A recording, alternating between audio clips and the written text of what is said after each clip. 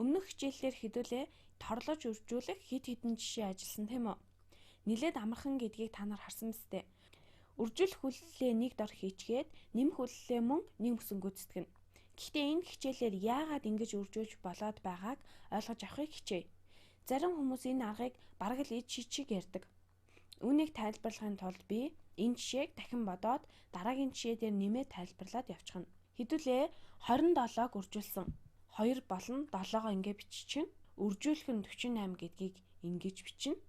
Өмнөх хичээлээр бодсон жишээгээ яг тэр чигээр нь хийх гэж байгаа юм. Тор зуран 2-т тусдаа баг нь мөн 7-д тусдаа баг нь гаргасан. Ингээд тэгээд 4-т тусад нь 1 мөр, 8-д бас тусад нь 1 мөр гаргаж өгсөн. Дараа нь бүгдөө ташуу зураас зурсан баха.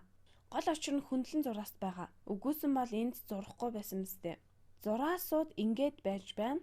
Ингээд энд мэдэх шаардлагатай гол зүйл нь ташуу зураас бүр тоон орон гэлгэж байгаа гэдгийг мэдэж авах юм. Тухайлбал энд байгаа энэ зураас нэгжийн орон, нэгжийн энэ.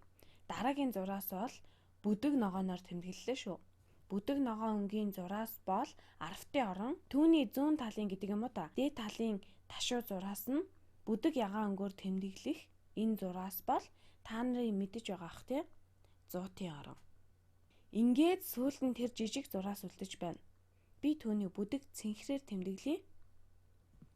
Энэ бол мянгатын орон. Тэгээд үржүүлэх бүртээ хэдүүлээ гарсан хариуг зөв газар нь өөрөөр хэлбэл зөв орон дээр нь тавих хэрэгтэй. Удахгүй юу гэд байгааг минь ойлгоно. Үүний дараагаар 7-г 4-өөр үржүүлсэн. 7 4 28 гэдгийг бүгд мэддэг тий. Тэгээд 2-ыг энд 8-ыг энд ингэж тавьсан. Гэтэл бид яг үнэндээ юу хийчих вэ? Энэ 7 чинь энэ 27 нь энэ 7 зүгээр л нэгжийн орон 7 тийм үү? Гэтэл энэ 4 бол харин 48-ийн 4 шүү дээ. Зүгээр нэг 4 биш харин 40. 48 гэдгийг 40-дээр нэмэх нь 8 гэж ойлгож болно тийм үү? Тэгэхээр энд байгаа 4 нь үнэндээ 40-ыг илэрхийлж байгаа. Тиймээс энд хэдүүлээ зүгээр л 7-г 4-өөр үржүүлж байгаа юм шиг биш, харин 7-г 40-өөр үржүүлж байгаа хэрэг. Эн чинь 7-г үржих нь 40 зүгээр л 28 биш, харин 280 юм. Тэгвэл 280 гэдгийг хэдүүлээ юу гэж ойлгох вэ? Үүнийг 2 ширхэг 100, 2 ширхэг 100-т дээр нэмэх нь 8 арвт. За үүнийг чинь л хэдүүлээ яг энд бичсэн байхгүй юу? Хардаа энэ ташуу зураас бол арвтын зураасаа гэж би түрүү ярьсан. Тэгээд 7-г 40-өөр үржүүлвэл бид 8-ыг арвтын зураас дээр энэ нь 8 арав гэсэн үг. 7-г үржих нь 40 нь 280 учир 2-ыг 100-ийн зураас харин 8-ыг арвтын зураас дээр бичиж байгаа юм. Энэ 2 болон 8 нь ийм учиртай. Хэдүүлээ 28-ыг энд тэмдэглэж байгаа хэрэг. Цааш үргэлжлүүлье. Дараа нь би 2-ыг 4-өөр үржүүлсэн. Та нар магадгүй 4 2-ын 8 штэ гэх байх. Гэтэ үнэндээ юу гэсэн үг лээ? Гэтэл эн чинь 27-гийн 2 шүү дээ. Эн чинь үнэндээ 20, энэ нь үнэндээ 40 юм. Тэгэхээр 20-ыг 40-өөр үржүүлэхээр 20-ыг үржих нь 40, тэнцүү 8, 2 тэгтэй гэхээр 800 байна. Тэгэд хэдүүлээ яасан бэлээ? Би 2-ыг үржих нь 4 гэдгийг олоод 2-ыг үржих нь 4 чинь 8 штэ. Тэгээд энд тэг тавьж харин энд 8-ыг бичсэн. 8 нь 100-ийн ташуу зураас дээр байгаа үстэй. Үүнийг өөр өнгөөр зуръя.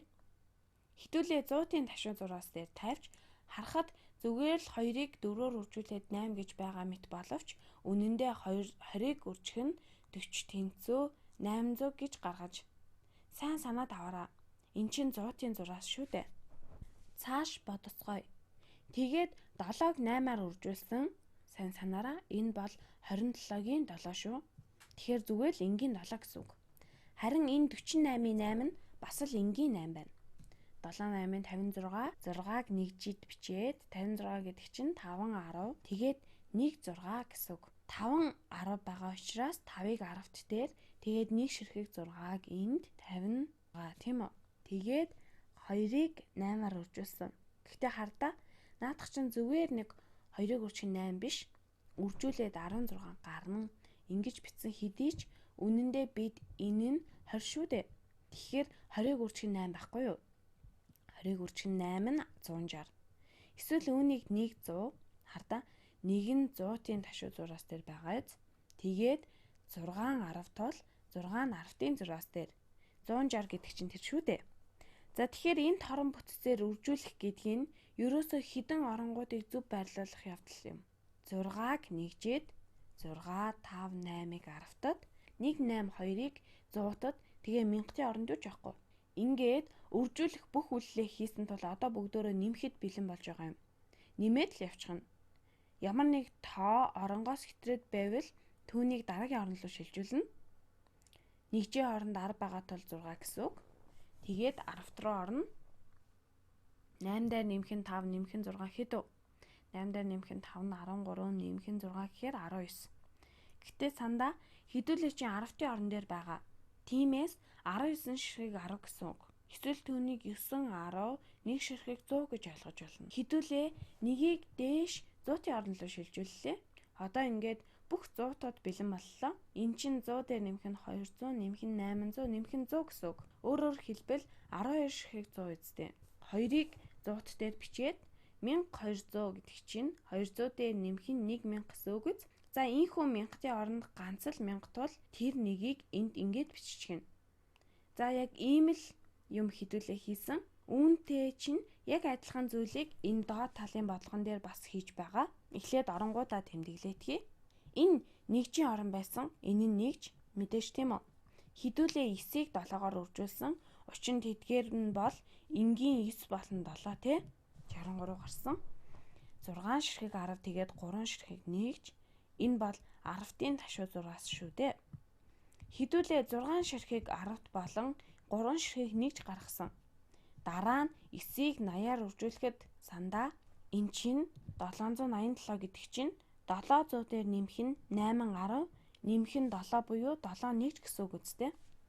Тэгэхээр энэ 9-ийг үржих нь 8 гэдэг нь үнэндээ 9-ийг үржих нь 80 юм. 9-ийг үржих нь 80 720 700 гэсэн энэ нь зотын орон 720 2 ширхэг 10 тийм үү? Энд байна. Ингээд цааш үргэлжлэнэ. Энэ дээд тал бол 1000-ын орон, энэ нь 100000-ын орон ингээд биччихье. 100000-д. Тэгээд энэ нь 100,000-д. Энэ нь харин саятын орон байсан. Ийхүү хөдөлөө үржүүлэх бүх үйлдэлээ хийж гүйцэтгээд оронгуудын байх ёстой газар нь байрлуулсан. Тухайлбал энэ хэсэг 4-ийг үржих нь 8-аар үржүүлээд 32 гаргасан мэт харагдах хэдий ч үнэндээ бүгдөө 400-аар үржүүлж байгаа хэрэг шүү дээ. Эн чинь 400-г илэрхийлж байна. 400-г 80-аар үрж. Тэгэхээр 400-г 80-аар үржүүлээд 32 болон 3 тэг гэхээр 32,000. Тэгээд яаж бичсэн байна вэ хардаа? Хэдүүлээ 2-ыг энд тавьж энэ нь ямар зураас вэ? 1000-ын зураас байгааз. Тэгэхээр 2000-д болон 3 ширхэг 10,000-д байж 3 10,000-д болон 2000 гэхээр угаасаа 32,000 штэ тий. За ийхүү та нар ойлгосон баха гэж найдаж байна. Торлож үзүүлэх нь тун зугаатай байгааз. Тэ заримдаа байж боломгүй ч тийм мэд санагдах хэдий ч энэ хичээлээс та бүхэн эн чинь ерөөсөө л орон бүрийг алдахгүй бодох бас нэг арга гэдгийг ухаарсан баха. Нэгж 10-д 100-д хаана байхыг алдахгүй байх те. Энэ аргаар бодох нь сайхан цомхон, зай бага эзэлдэг давуу талтай. Мөн бүх үржүүлэх үйлдэлийг нэгмсэн хийгээд дараа нэмэх үйлдэл болон орон шилжүүлэхэд анхаарлаа хандуулах боломжийг бас олгодог.